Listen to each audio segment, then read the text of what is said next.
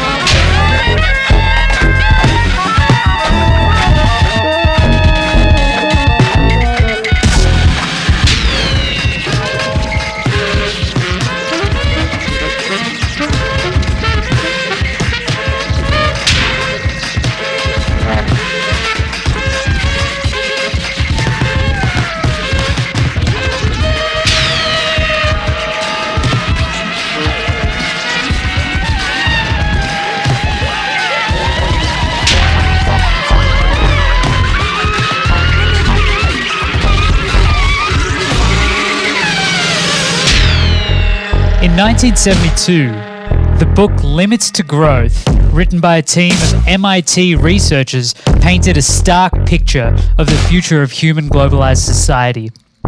The book, whose purpose was to model possible future scenarios based on the statistics available at the time on energy reserves, production, and consumption, had three aims.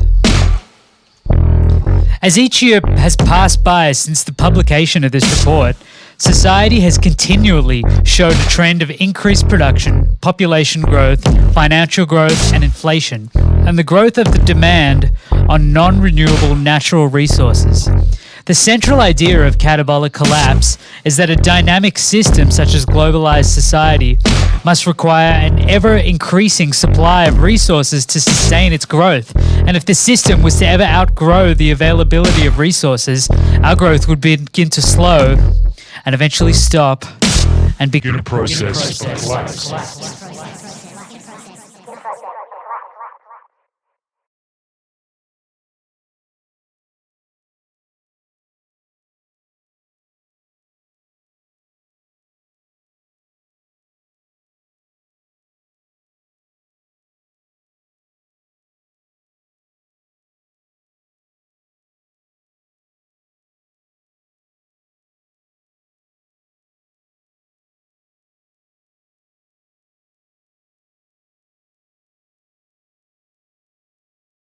Our exponential growth over the last 3 centuries has been brought to you by the use of fossil fuels as our primary energy. This is coal. Don't be afraid. Don't be scared. The treasurer knows the rules. Every single object, item, or material that you own, as well as every article, artifact, gadget, and thing in this room and in the entire world came into existence because of fossil fuels.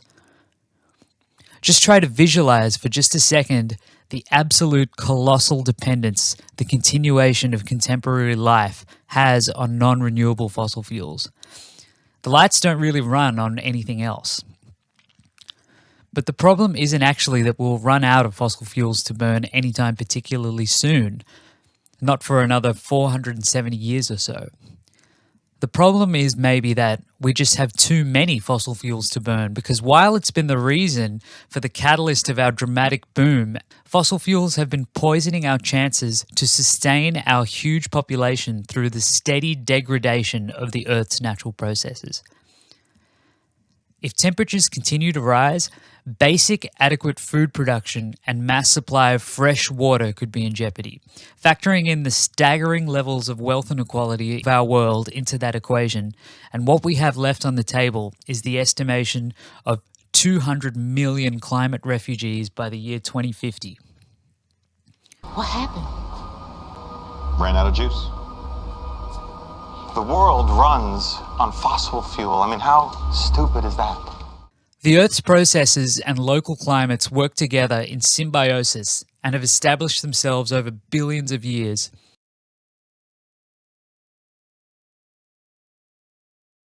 One particular environmental tragedy which astonishes me is the projected blue ocean event to take place at some point in the 2030s. When looking at the Arctic region through a satellite image time-lapse, you will observe that the white sea ice in the Arctic Ocean expands and contracts across hundreds of miles through the seasons, like a metaphorical pair of lungs for the planet.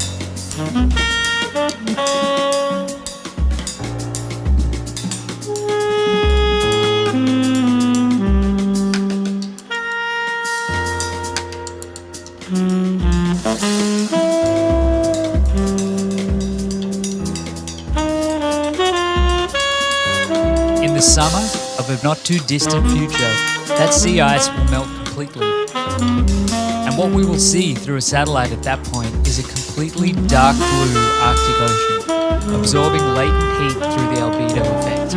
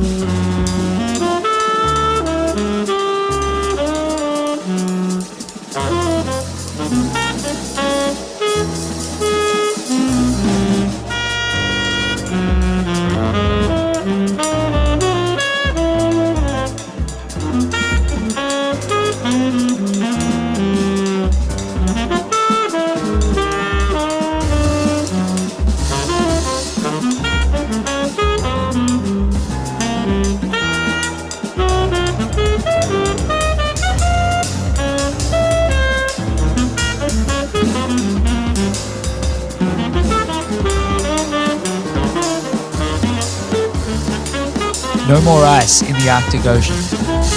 And if we completely stopped all emissions today, we still might not avoid that eventuality.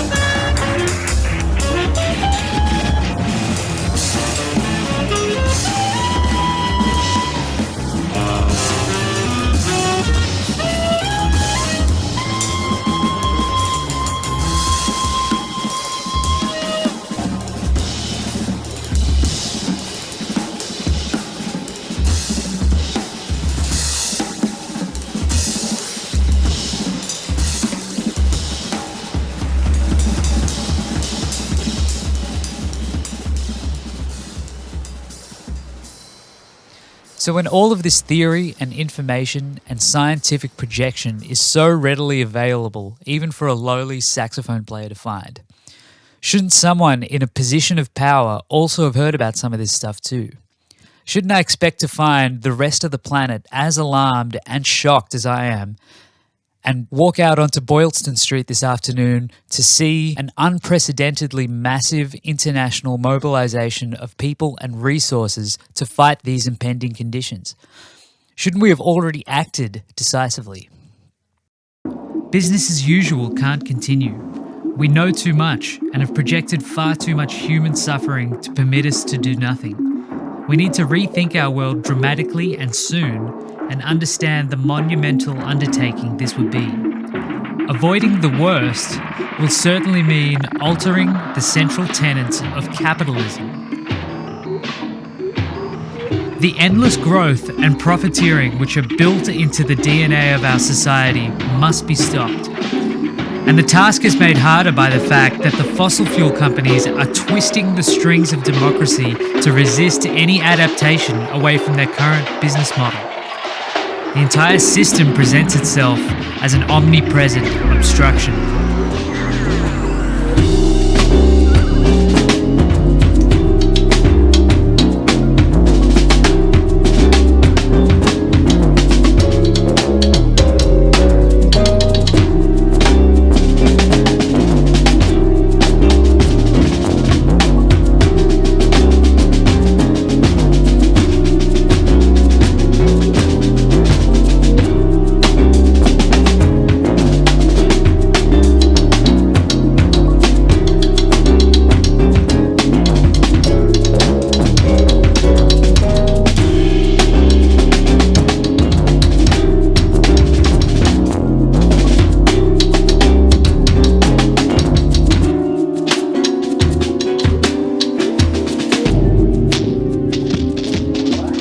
There is a lesson. The world is a unity. The national boundaries have no bearing on these global environmental issues. No one nation can solve this problem by itself. It has to be all the nations working together. What is more, there is no way to mitigate these problems. Solving these problems requires a transnational and a transgenerational perspective. To my mind, that's a very grown-up kind of perspective. De-provincializing, de-chauvinizing, an awareness of one species on one exquisite, fragile planet.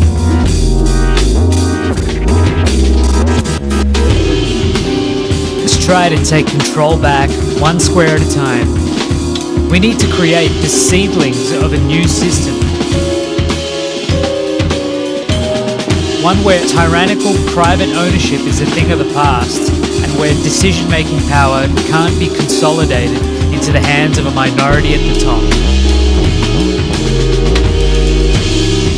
The seedlings of a new world need to be nurtured and protected.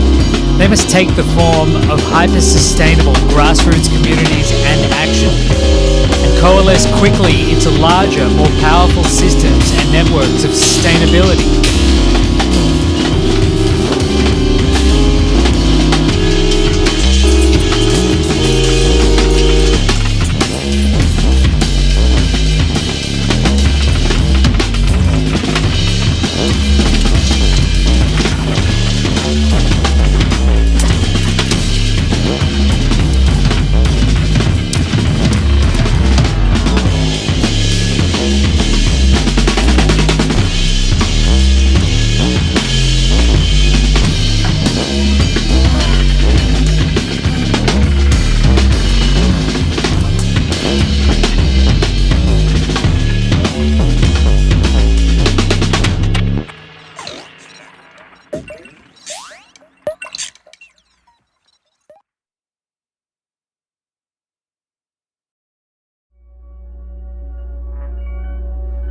enough morally laden exemplars that have gritty, deep convictions and stout-hearted causes that they're willing to live and die for.